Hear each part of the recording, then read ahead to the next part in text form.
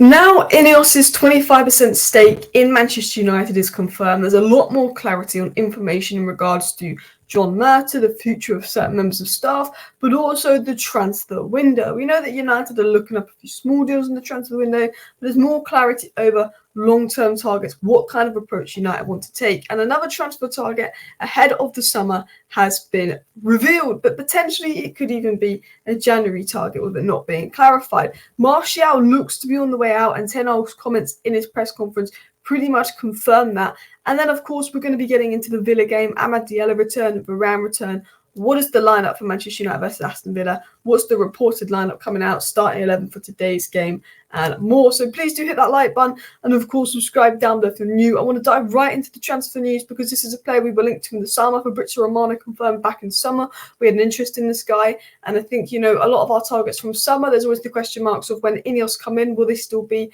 a player of interest the following summer? And it looks like the case that Fofana of Monaco, 23-year-old or 24-year-old DM, is another player of interest and still remains a player of interest, and he is obviously a long-term target, and that's been confirmed by the Standard. And they also talk about Jean-Claire Todibo. Now, with Paul Mitchell coming in, I think Fofana is a very obvious link. I think with the links to the French league with INEOS and Nice, I think these are very obvious links. But then at the same time, I look at it and I go, well, you know what? These are players that United have been looking at since some of these are players that we're linked to again. These players remain targets. INEOS have come in, they remain targets. I don't know if we're going to do anything for January. Romano did say we're looking at centre-backs and strikers ahead of January, so I don't know if we'll do anything for Fofana in January. I think that he is a long-term midfield target. And I know the players that Man United are looking at in January are the kind of those cheap deals, the Girassis, the Werners, the Marlins. They have looked at Todibo, but that obviously depends on sale and budget. But it's very obvious that Fofana, Amadou Onana, those two players Manchester United are looking at ahead of the summer window. So Man United definitely wants someone in that 6/8 physical hybrid-esque. And if you do want to stay ahead of all the latest Manchester United transfer news ahead of the summer and January, do subscribe. But as you can see here, the blue is Amadou Onana, and the blue is Fofana. The blue is Fofana, the player we've been linked to. The pink is Scott McTominay. Now, obviously, Scott McTominay is playing in a more advanced role. Fofana would play alongside Maino, but Scott McTominay is playing alongside Maino, but more advanced.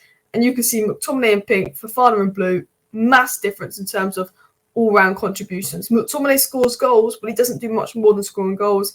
Obviously, Fofana would come in the pivot, and he would do a lot. Very well-rounded player. So, Ten Hag was asked about Anthony Martial, who looks like he will 100% leave Man United in 2024. The question is, will it be in summer for free or January where we can get a bit of money for him and maybe reinvested in transfers?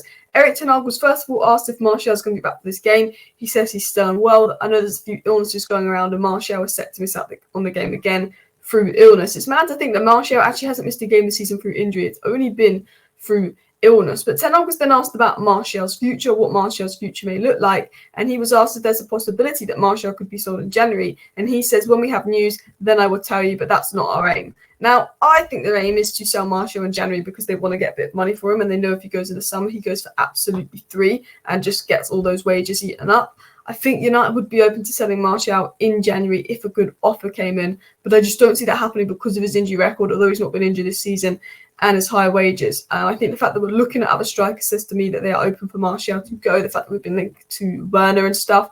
But I mean, to be honest, I'm not bothered about the likes of Werner or Donyell Marlin. I would rather just keep Martial to the end of the season, not waste 15 million on Werner and then save our money and go spend it on someone like Todibo or someone that's in the long-term plan like Fofana.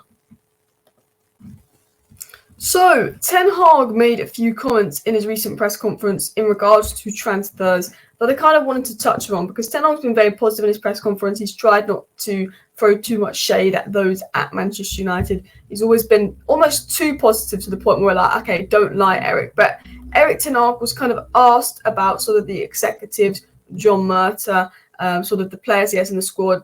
Does he expect better quality players available in the squad? So the things along those lines. And Erik Ten Hag said, maybe in some moments you expect more from the executives when you have young players around you. But when you are good enough, you are old enough. No matter the age, we have the lineup, the team that must win the match. And Ten Hag is basically saying, look, maybe I, in some moments I do expect more from the executives because I'm going to West Ham with Johnny Evans and Willy Kambwala at the bench and Kobbie Mainoo, who's a brilliant young player, and I think he's good enough. But what Ten Hag is saying is, yeah, he shouldn't really be going to West Ham with Willy Kambara and Johnny Evans as a centre-back pairing. Doesn't say those words, very positive, but, that's what Ten Hag's thinking. He's thinking, why? He wanted Todibo, he wanted Kim Min-jae. He's going away to West Ham, which isn't an excuse because Ten Hag lost the game and the centre-backs were actually very good. They were not at fault despite conceding 2 goals. Ten Hag lost the game because of his poor man management, but you can also look at it and go, why is he going with Willy Kambara and Johnny Evans playing at the back? Who is on the bench? Who's good enough there? And I think there's many things you can look at. I do apologise if the connection's timed out a bit. I keep trying to record this video and for some reason the connection apparently keeps going. So hopefully the quality stays okay. And then Ten Hag was asked about the players, the attitude of the players, and more. And he says, I'm not disappointed by the attitude of the players, but we know the standard of Manchester United. We have to win. And I so use the word responsibility. We have to take responsibility as a team and every individual must contribute. So he's saying, I'm not disappointed in the players, but we've got to take more responsibility, which is fair enough. Again, I don't think he's going to publicly slam the players because you know what happens when he publicly slams the players. They have a strop, but he's basically saying about his players, they need to take more responsibility. We need to take more responsibility, and they do. Ten Hag needs to take more responsibility for his poor management and subs and the same lineup that's not working. Certain players need to take responsibility for their form and not blame others. There's a mass amount of things. But at the end of the day, I've always said this, get those at the top of the club out, get the players out, then we assess Ten Hag. Should we get Ten Hag out? Is there a good manager available as well? Now, let's dive into the preview ahead of the West Ham game. So we know a lot of Man United players out like Mount, Eriksen, Maguire, Lindelof,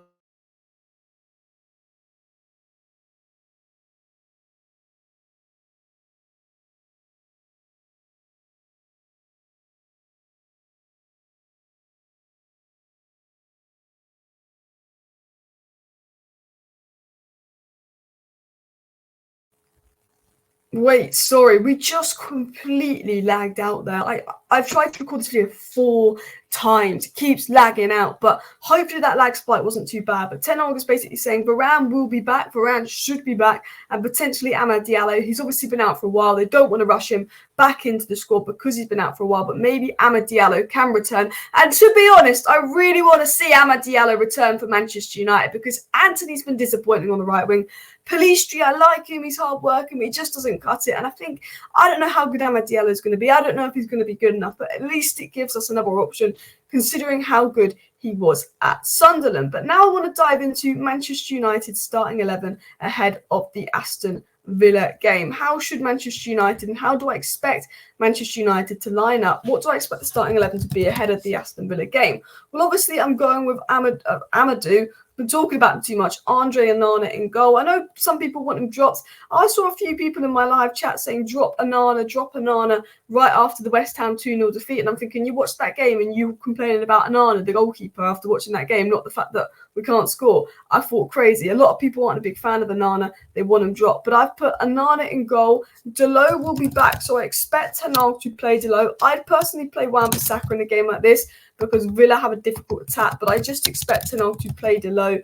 And I think that it will be Varane and Evans. I think it's expected that Varane is back, and I think Ten Hag's gotten over his Varane beef, considering like the last 2-3 games Varane has played, he's comfortably been our best player.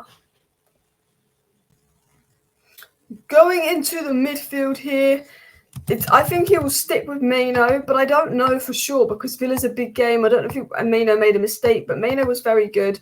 And I think what he should do, you're thinking Aston Villa, you're thinking we want to keep a clean sheet. The Maino Amrabat pivot worked really well versus Liverpool, and then put Bruno in for McTominay because Bruno's better than McTominay. And surely this guy, I know he's got this McTominay obsession at the moment, but surely he wouldn't drop Bruno for McTominay. I think the Amrabat Maino pivot is here to stay because although Amrabat didn't have a good game, it worked versus Liverpool because this back line very much kept a clean sheet versus Liverpool. I think you'll probably play Amrabat, McTominay, Bruno, but I think if you're playing Aston Villa, even if you're at home, you want to be defensively solid. They're a very good side. I would play Maino, Amrabat, Bruno. I continue playing Højlund because it's not his fault he's not scoring. I would then play Anthony on the right wing just because he tracks back. And I would go with Rashford on the left wing. I'd give Garnacho a rest. Rashford. I'd give Garnacho a rest because I think Garnacho's still young. He's still raw. He reminds me of the young Ronaldo. Sometimes he'll start. Sometimes he'll come off the bench.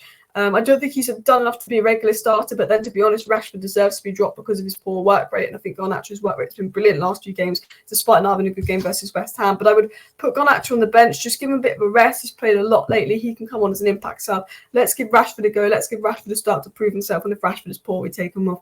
We bring on Garnacho. But I think Rashford has the quality. Rashford has the most quality out of all our attackers. He has the quality to score and make something happen, but he's just been almost our worst attacker this season because of his work rate and because he's not found that quality.